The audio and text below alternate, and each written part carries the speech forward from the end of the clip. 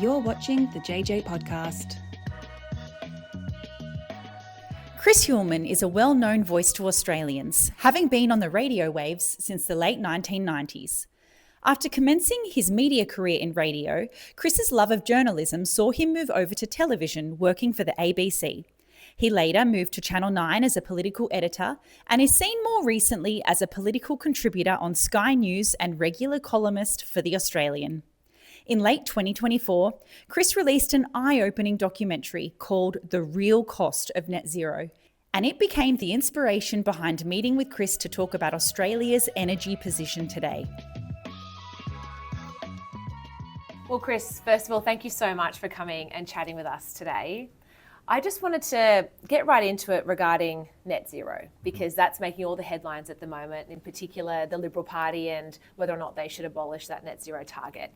Can you just first of all explain to our listeners what net zero is and where this target originated from?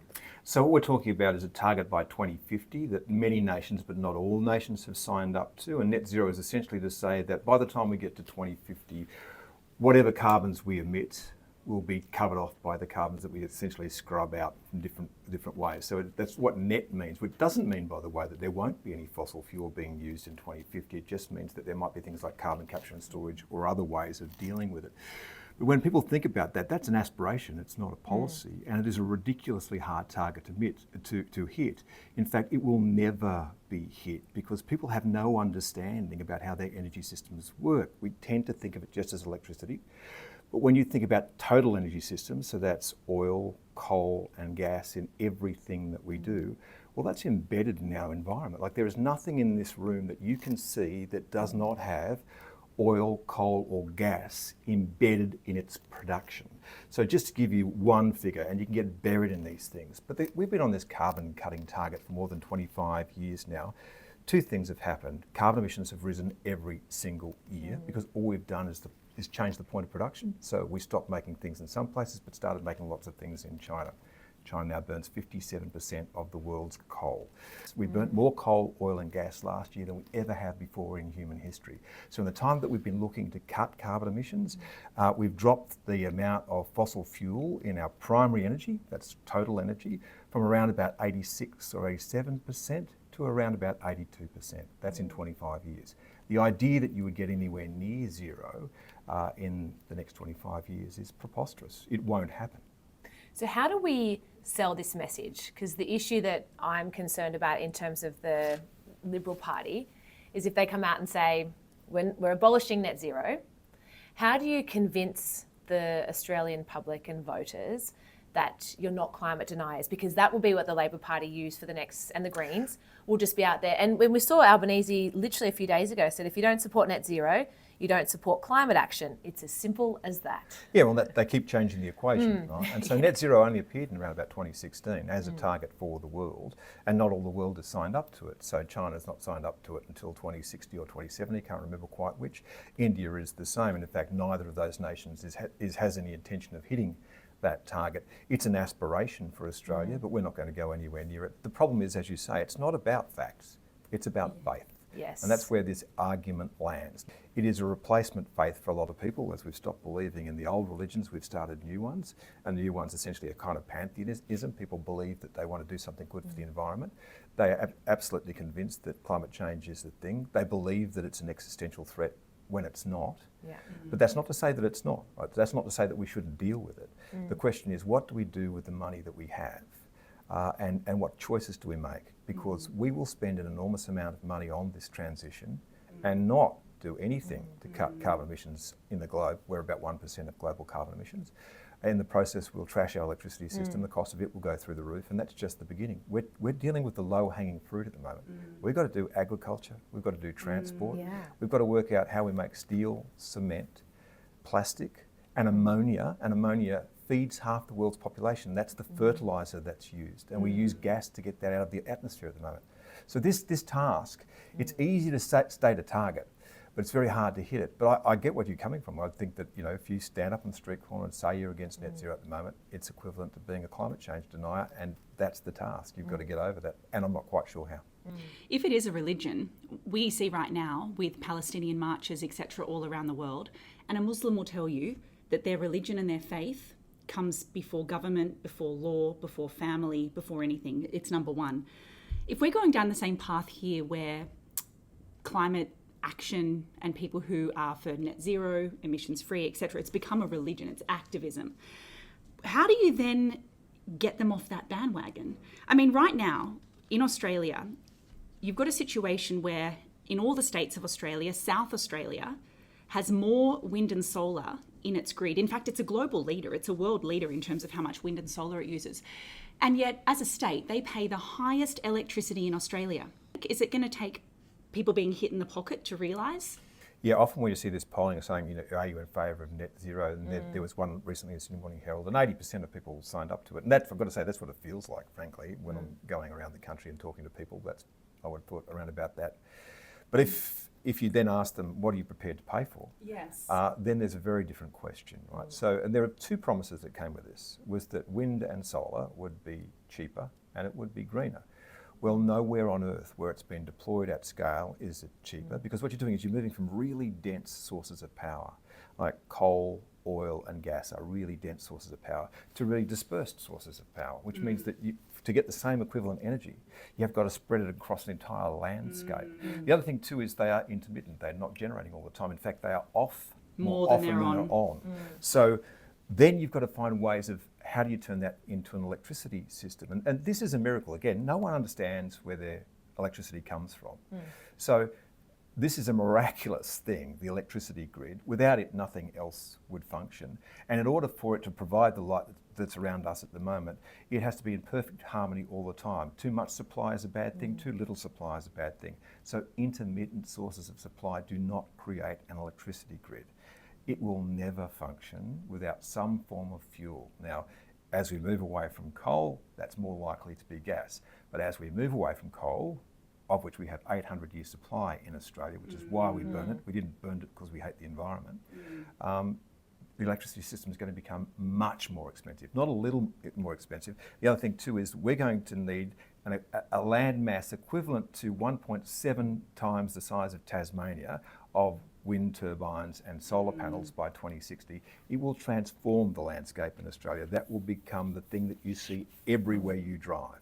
And I think that's what's really sad, and something that I don't think is looked into too much. Like, the farmers are the ones that are taking the brunt of this green energy transition. I've actually had quite a few farmers reach out to me and say, I don't know what we can do because we're not getting a say in what's happening to our land, and that's all getting destroyed and the land's being devalued. And I just think the farmers are the ones that unfortunately are copying the brunt of this. Everyone here in the city all think it's a great idea, but we're not going to have the offshore wind turbines in Manly, or we're not going to have it here in the harbour. It's all being impacted by the more rural and... You're seeing that in the UK right now. Tractors, going down the streets of London saying, why are you biting the hand that feeds you?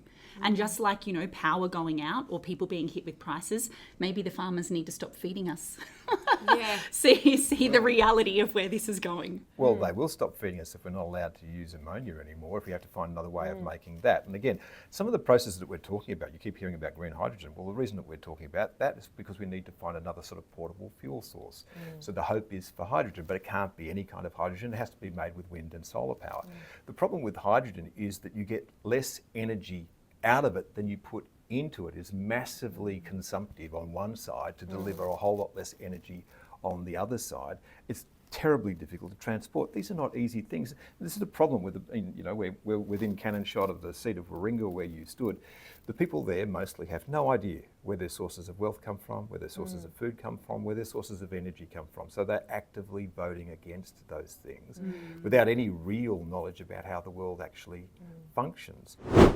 And again, you could put a pin in the year 1900, right? And my grandfather was born in 1899 into a house in Brisbane that had no running water, it had no electric lighting, it had an outdoor toilet, there were horses and carts on the street, and there were no planes in the sky.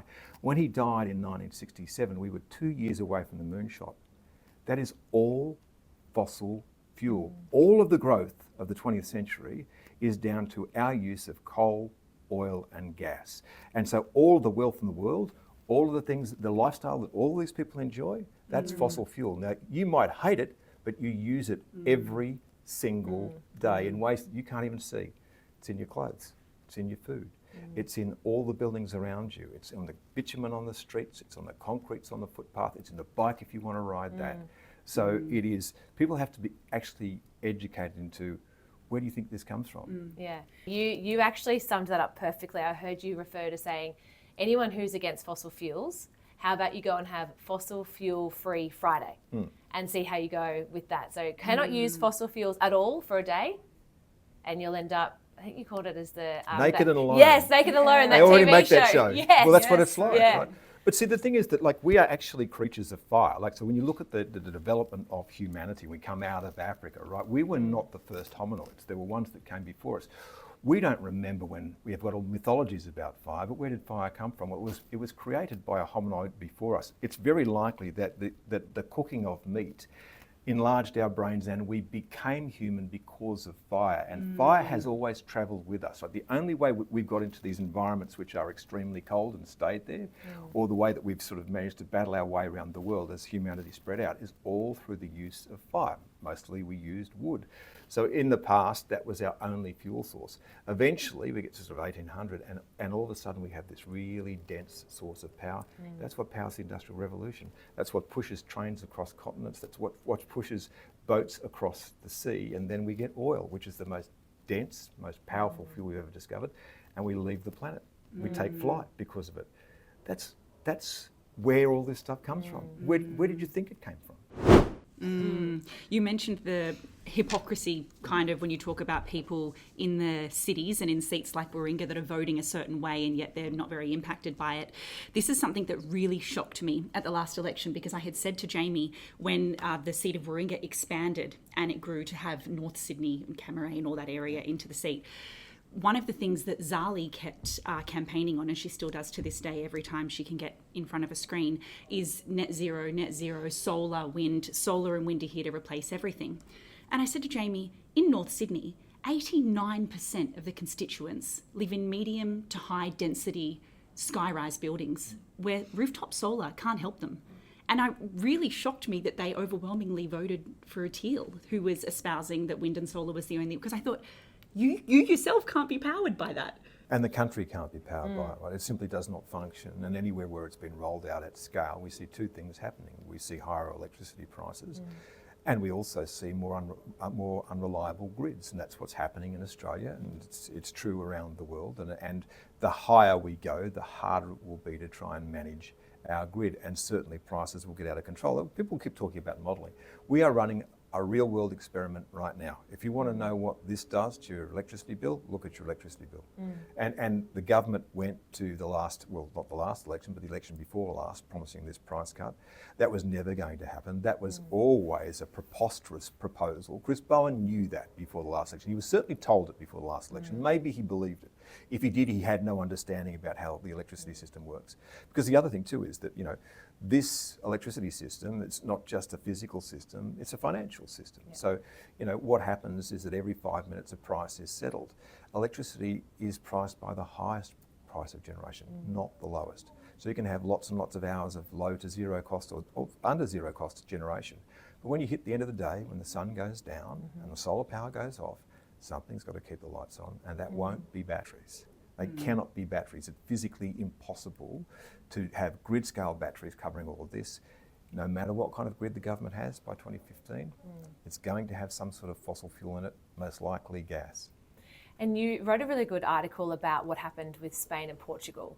And I think that's an interesting one here regarding when they had their blackout, which was actually in the lead up to the last federal election, but that it was that they had too much sun, was it, that then overpowered the system. And I think that's worth explaining what happened in that situation, but it'll actually be more catastrophic here if something like that was to happen in Australia. Yeah, look, the thing is, I understand why it's a difficult sell, right? Because the electricity system is really complicated. It's been worked out over a long period of time, and it's a mechanical system as well. And so the way that, it's an interesting experiment, right? So you burn something, in this case coal, you boil water, you make it into steam, and you turn a great big turbine. So these turbines, which run in these coal-fired power stations, run at 3,000 revolutions a minute. That's an enormous amount of very heavy mass on the move, right? That stabilises the system. So it keeps that, like, it's got to be in perfect balance. If it gets a little too high or a little too low, then the system gets out of whack. Wind and solar don't provide that.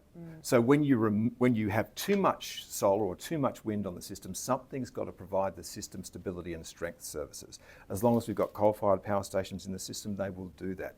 Once they leave, they have to be replicated by something else that does the same job, and we will pay for that as well. That came for free in the past. In the future, to replicate that system, we will need to spend more money on building something that's separate to the wind and solar generation. So everywhere you look at the way that wind and solar is rolled out, it will never create on its own a complete power system. It'll have to be assisted by something else. It can be assisted in part by batteries, but never in total, because the cost of batteries would run into the trillions of dollars. Because the other thing too is, people talk about that, you can shift power from the middle of the day to the end of the day, but you can't shift it across seasons or weeks. And that's what happens. You hit winter, you get 4 or 5 days when the sun's not out, and then you have no battery power. You hit August 2025 and you have Sydney's wettest August in 27 years. Look at it at the moment. Like, the thing is, there's not much solar generation going on right now. Which then leads me to, I spent a lot of time looking into nuclear because I wanted to have as much information as possible to see whether or not this was a viable option. And it just blows my mind that we can't even just lift the moratorium so that we can actually have it part of the discussion and see what the market thinks, but just so that people can be a bit more informed of what nuclear is, what it can do, what it doesn't do, so that, you know, I kept thinking Peter Dutton needed to go do a press conference out the front of Lucas Heights just to remind people that, hey, we've had this here since the 50s. This is a reliable form of energy that could take that place of the coal-fired power stations. Yeah, absolutely. We've got 1/3 of the world's uranium as well. And by the way, the ALP, the Labor government, has signed up to having nuclear submarines. So if there's any fear of nuclear power, why would you take the best and brightest in your country, put them in a little cylinder and sink them under the ocean for months at a time? In fact, they will be parked out here in Sydney Harbour. So if you're frightened of nuclear power, then you should be frightened of nuclear submarines, but there's no reason to be, because this is really well-known technology. And imagine this. Imagine if I was to come along to you and say, guess what, Jaimee and Jaimie, I have discovered a source of energy which will run for 90 years, which the fuel source is really cheap, expensive to build at the start, but it will have no carbon emissions at all for the life of that project. You'd say, bring it on. Well, we discovered it decades ago, and it has run successfully around the world for decades. Everyone always brings up nuclear accidents. Of course, if you build a nuclear power plant on a fault line, well, that's a problem, right? If you build a nuclear power plant on, and neglect it, as they did in the former USSR, that's a problem too. But building a new one in a place like Australia, the most geologically stable place on Earth, that's not a problem. And by the way, that fuel can be recycled. People keep talking about it. So you can recycle nuclear fuel. It is a fabulous form of energy, and I think that one day, too late, Australia is going to be forced to use it, but it's going to be a whole lot more expensive because of the time that we took to get there. Can you also just break down for everyone, because one of the big questions that kept coming up for me regarding nuclear was waste.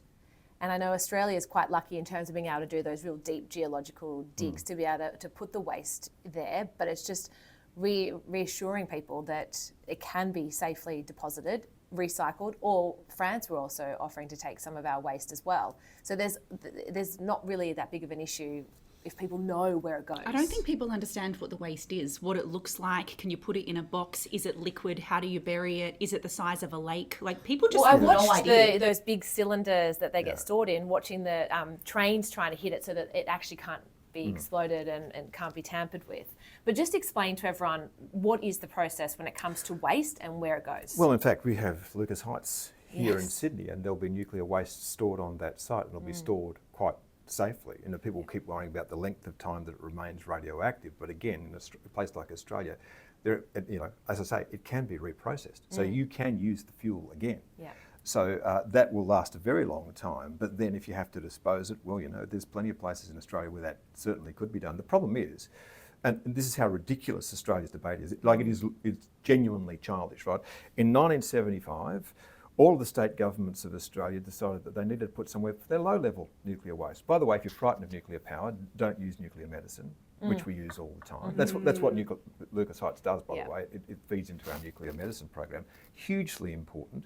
But of course, what it does is it irradiates bandages. There's waste out of all of that. So every hospital in Australia that uses nuclear medicine has that stored on site. What people wanted to do, what states wanted to do, was find a low-level nuclear waste dump. That stuff is all around us in the city. We looked around Australia forever. Finally found a site in South Australia after it was knocked back everywhere else, knocked back again by the politicians in Australia. So because of that, that waste is here. Yeah. It's stored here in suburbs around us. We were going to put it in one spot in the middle of Australia, and apparently that's too hard for us. So look, if the debate on nuclear energy is that dumb, genuinely that dumb, where we can't even store low-level nuclear waste, you know, I do worry about getting, you know, this debate past the current parliament or the next one. I asked my auntie yesterday what her thoughts were on net zero in Australia and the path we're on, and she said that she wholeheartedly believes we need to go nuclear. And then in the same breath, she said, but why won't we? Chernobyl. And I thought, is that what it is? Is that what our public think? And then I started doing a bit of Googling, and I thought, if anyone was to be afraid of nuclear energy and anyone was afraid of Chernobyl, you would think that Europeans would stop using nuclear. Ukraine have built more, and are still building more nuclear right now. If you don't go to France, all these people who complain about it, the 70% of France's power comes from nuclear energy. The UK, which was on this path towards just wind and solar, recognises this is just not going to work. It will not function, right? So they're building a new nuclear power plant. Now, what is true about the argument against it? It's very expensive. So the upfront costs are very expensive because it is such a highly technical thing. You have to train a workforce, and the best way to make it cheaper is to have that workforce reproduce that plant over and over and over again. Now, of course, the Chinese can do it. The Chinese are building 150 nuclear power plants, and they're now churning them out every 4 or 5 years for around about $5 billion each. You know, when you put your mind to it, you can do it. You've got to be dedicated to the task. Building one in Australia, the first one will be very expensive. After that, hopefully your workforce keeps working, and there might be other ones. But you know, down the track, we may see the arrival of small modular reactors. Again, I would say that we're yet to see that technology. It will also be expensive and difficult. But if the world is serious about cutting carbon emissions, you can't be a serious politician and say that you're against nuclear energy, because that's part of the pathway that the rest of the world is on. There's one thing that I am actually very interested that China's doing that I think potentially could help here is the thorium reactors, because they're in the process of building one now. And I feel as though thorium might be a bit of an easier sell than nuclear. It doesn't seem to have the same, I don't know, demonization around the word nuclear. Instead, you could say it's a thorium reactor. Yeah, well, I think there's been the nuclear industry's been hopeless in terms of the way that it sells its own product, and of course there have been accidents along the way. But you know, the short story is that 3 Mile Island was the big accident in the United States. You know, after that, the nuclear industry in the US, it was already beginning to sort of taper down then, but that came to an almost dead stop. But of course, with the arrival of artificial intelligence, Microsoft has now got that up and running again to power AI. And again, when you look at what's going to happen with artificial intelligence, if you want to be in that race, it's not going to be run on wind and solar. It's going, initially it'll go on gas, and then eventually it will probably go on nuclear. Energy is always referred to as the economy, but then it's also sometimes referred to as security. So do you want to just explain a little bit more about the security side? We have spoken quite in depth about that, but just how it's the economy, but also security. Yeah, absolutely. Because at its most fundamental, and you're right, energy is the economy. A lot of economists treat it as an input to the economy. Well, think about it like this: without energy, nothing functions, nothing moves, nothing goes. So you can't have any productivity in the economy when you've got no energy. And you certainly, one of the things with Australia is that in the 20th century we decided we would be a high wage economy, which is a good thing for us, but we were a low energy cost economy. We cannot be both a high wage and a high energy cost economy in the 21st century and expect that things are going to work. The economy will function, that we will continue to grow. One of the reasons we're having problems with productivity is we've got really high power prices. So that's an issue. So Energy also is fundamental to our national security, because if we want to manufacture so all of the things which we need to defend ourselves rely on energy input. Yeah. You know, if we're going to be building submarines in South Australia, and I will believe it when I see it. But the date is so far off. I'm expecting I'll probably be dead before the first one of those submarines, which is a lot further. Maybe you'll see them, but I don't think I'm going to get there. But all of that sort of stuff requires energy. It's not input. It is essential to the production of anything. And what are we seeing in Australia? As we depower the economy, we are deindustrialising what's left of our industry. We will lose aluminium smelting. We will lose all kinds of manufacturing, because again, people don't understand. Industrial heat is really important in manufacturing. It's used in the manufacturing of chocolate. You know, so as something as simple as that, you think, well, just go to electric ovens. Well, I've spoken to the people who make Cadbury's Australia, went down to their factory in Tasmania. They use gas at the moment. They're experimenting with electricity, but believe it or not, just making even that small switch, they're not certain that they can manufacture in the same way by doing that. And by the way, it will cost them tens of millions of dollars to make that change. And of course, the cost of chocolate will go up because of that. It seems as though we're definitely on that trajectory downwards where we're heading towards energy poverty. And we'll really start to see the discrepancy between potentially the wealthy and the less advantaged when it comes to subsidies, for example, because I know that there's now the subsidies for rooftop solar, but to install rooftop solar is extremely expensive. So those that are getting this rooftop solar are already the very well off. The ones who can afford it. The ones who can afford it. So I feel as though we are to pay their electricity bills. Yes, I feel as though Australia is heading, if we don't drastically change the direction we're going in, we'll end up in a place where it's energy poverty, where people, even now, you see people can't afford to turn their heaters on. Or making the choice, do we have the heater on tonight, or are we paying for our groceries? Yeah, and I've met and talked to these people, right? And it's a real thing now, because the electricity bills are so high. And again, if the government's plan was working, why do they have to subsidise electricity bills? Exactly. I mean, it's as simple as that. Like whenever people ask you these things, they say, well, why do we need electricity subsidies if the price is going to come down? And it's our money as well. It's the taxpayers' money is these subsidies, so you're getting given back your money in a way. It just is a mess. Yeah, it's this giant Ponzi scheme where our money keeps being recycled back to us, and we're supposed to be grateful for the fact that they brought down electricity prices by giving us our own money back when they said the system they were going to build was going to cut electricity prices. The thing about this entire argument is in Australia, it has been captured by an extremely powerful wind and solar lobby group that have essentially campaigned against all other forms of energy. Unfortunately, they didn't seem to understand that they would need gas at the very least in order to make their system run. So now they're beginning to get that message, but they've been so successful in stopping gas projects in New South Wales and in Victoria that the price of gas is high. Gas will set the electricity price. As long as we make it rare, the price will be high, and that will be the thing that sets Australia's future electricity price.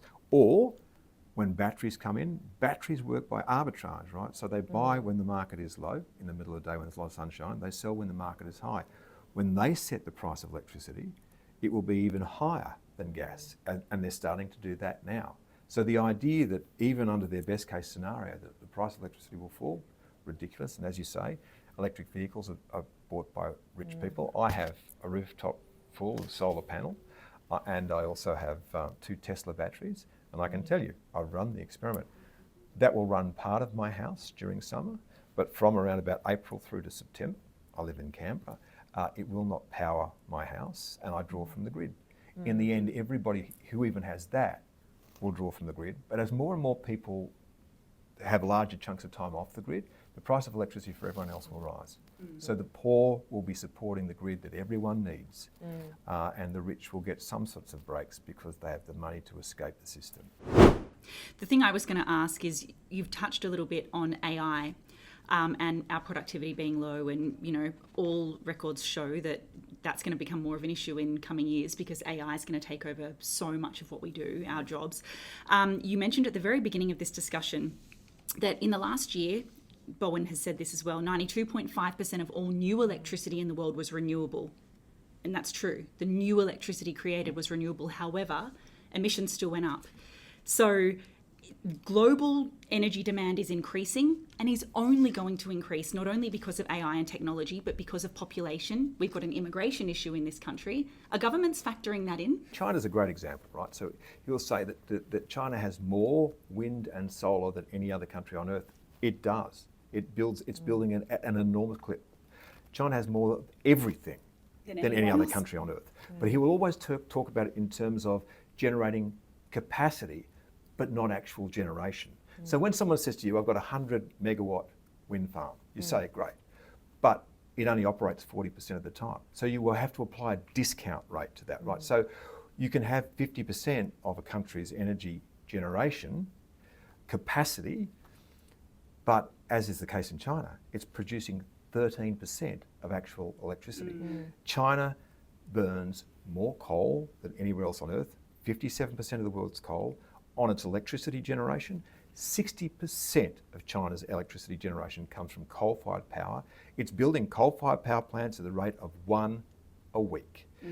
Those solar panels that you get from China, they're made by coal-fired power. They are hugely energy intensive too, by the way. Those wind turbines that we got, hugely energy intensive to make. Again, everyone talks about it when it's generating. So it is, every time you get a figure about it, is this is a really cheap source of power when it is generating. But you don't, the wind and sun might be free, but turning it into electricity is really, really expensive. It's highly energy intensive. But again, the real issue in all of this is that it's a complex story and people want to have easy answers and they're falling for slogans. And they're faith-based slogans, So it is a very difficult thing to try and change people's minds when essentially what they're going on is a sense that they're doing something good for the planet, and good luck to them. It would be good to do more things for the planet. They also believe that climate change is an existential threat. It's a problem. It's not an existential threat. Under none of the science that we have is it an existential threat. The question we have to ask ourselves is, are we going to spend billions or even trillions of dollars trying to change our energy systems to force them to meet these targets, which we will fail to hit? Or do we try and adapt to what happens with climate change and use the resources that we have to do that? Stay wealthy and adapt would be my argument.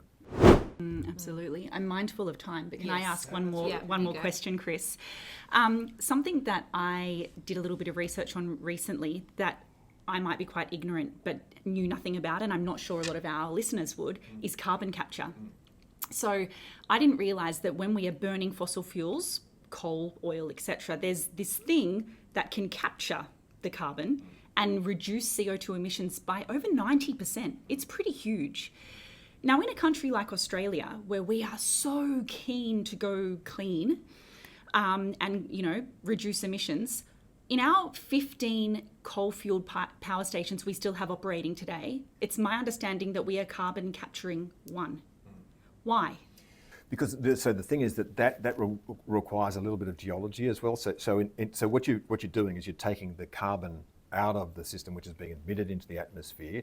You are capturing it, and you're essentially pushing it back underground into a hole where it sometimes came from. It's gas into the hole where it came from. So it's technically difficult. It is quite expensive. So you're adding costs each time you do these things. You are adding costs to the system, and then in a place like Queensland, for example, they were worried about the water, the water table, and there was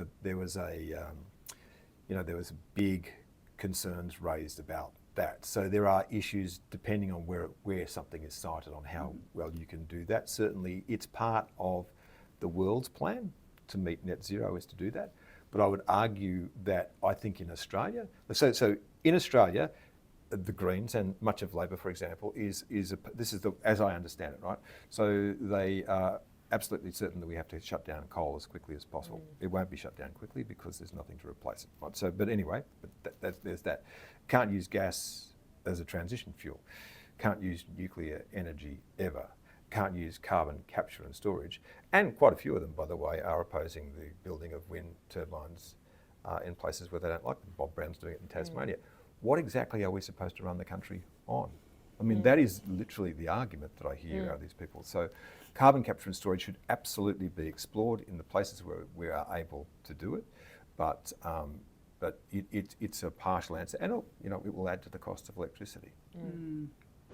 Chris, in the ideal world, how do you see the energy mix looking? Well, I think that there is no way a future Australia is going to continue to use its coal resources. In my ideal world, we would. We export 7 times more coal than we burn. And we know, when you're talking about climate change and carbon emissions, that a tonne of coal burnt anywhere is a problem anywhere. So everywhere, I should say. So why are we exporting coal that is being burned by other countries and not using the resources ourselves? And you can now burn it much cleanly than you used to burn it. So, but I'm not saying this is what's going to happen, because essentially it's like smoking. It's been ruled out. Like no one's ever allowed to do it anymore. But if you wanted to do something reasonably quickly to try and arrest the rise in power prices, you could burn more coal in Australia, and that would do that. That's not going to happen. What we need to do, if that's not going to happen, is there has to be a fuel source. In the government's own plan, it requires, and people seem to be unaware of this 82% target that we're going to hit by 2050 demands 15 gigawatts of gas in the system to keep the system afloat. Now that's a big number, so what does that mean? Well, a gigawatt is enough to supply 1 million homes. So 15 gigawatts of gas, that's a lot of gas. At the moment, we have artificially driven up the price of gas because most of the gas that we produce is produced in Queensland and largely exported. People complain about that, but would never have been tapped if it wasn't for the countries that we export it to. They paid for it. So, but there is gas in New South Wales and there is gas in Victoria. So what we have to do is move as quickly as possible to tap that gas and get as much onto the marketplace as possible, and that will force down the price of electricity. But obviously I would do that in the hope that we would be working towards nuclear power in the long run, because whatever we do from here on, it's going to be expensive. We might as well build something that actually works and will last us 90 to 100 years. And when we have 1/3 of the world's uranium, why wouldn't we do that? Again, we are exporting this stuff, other people are using it. Yeah. So if we think it's so dangerous, why are we letting everyone else use it? Is it dangerous for the planet, or is it not dangerous for the planet? Because we're providing it. we are supplying it. So, it again, none of these arguments, when you sit down and actually talk them through, make any sense. But, we are reduced in this country to just sloganeering. So net zero. And again, you should ask the people who say to you, I think we should hit net zero, you should say to them, explain it to me. What is it? What does it look like? Yeah. You tell me now. Not one person in 1,000 in Australia could tell you what net zero was. Yeah. But particularly when you start to break it down, not just from electricity, but into all the other systems. And the other thing too, it's trade-offs. So what part of your lifestyle do you want to give up? And how much are you prepared to pay? How committed are you to this ideal? Right? Okay. Go and do the work. Find out where fossil fuel is in the environment, in your built environment, in your lifestyle, and then start removing it and see how long you last. And just be aware of the fact that for the things that we found worked so well for us over such a long period of time, provide us with all this wealth, when we remove them, we are removing part of the superstructure of our lifestyle. Okay, so that all has to be replaced. We haven't invented the technologies yet that are going to replace them, which is why this is a fool's errand. Well, thank you so much, Chris. Really appreciate your time. Well, thank you It's for very having me. insightful. Yeah, Thank you. I'll keep the cup. Yes. Right? Fantastic. Actually- It's a very big cup. Thank you for listening to the JJ Podcast.